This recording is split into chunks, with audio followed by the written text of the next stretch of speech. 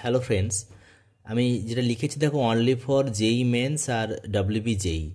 Normal বোর্ডসের এক্সামে এই শর্টকাটটা ইউজ করবে না তোমরা যখন কম্পিটিটিভ এক্সাম লাইক ধরো এই জেই মেন্স বা ডাব্লিউবি জেই, সেক্ষেত্রে এই শর্ট ট্রিকটা তোমরা ইউজ করবে। তার জন্য ফর্মুলাটা হলো, অলরেডি তোমরা জানো, এটা প্রুফ আসে পরীক্ষাতে, এটাও ইম্পর্টেন্ট। এই ফর্মে যদি থাকে,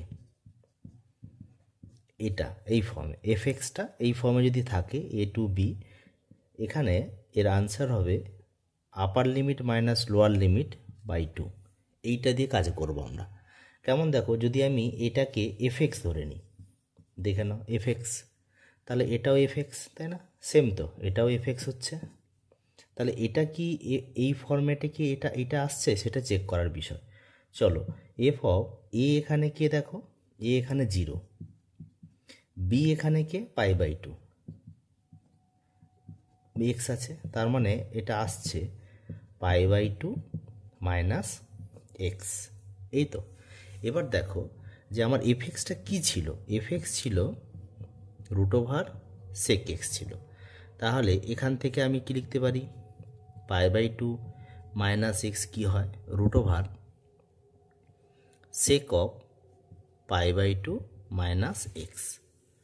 বোঝা গেছে? দেখো, সেক 90 ডিগ্রি মাইনাস থিটা কী হয়, কোসেক থিটা হয় না? তাই √কোসেক থিটা মানে এক্স। দেখো তো ম্যাচ করে গেছে না? মানে এটাই হচ্ছে কোন ফরম্যাট, এটা।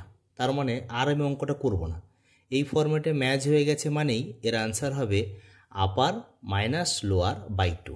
তাহলে এর অ্যান্সার কী হবে, এর ফাইনাল অ্যান্সার টোটালটার এরই ইন্টিগ্রেশন ভ্যালুটা আসবে π/2 মাইনাস 0/2, তার মানে π/4 হবে final answer.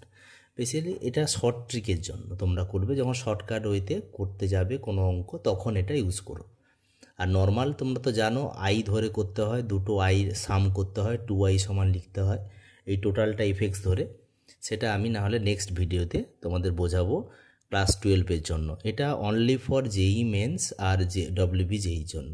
Thank you very much.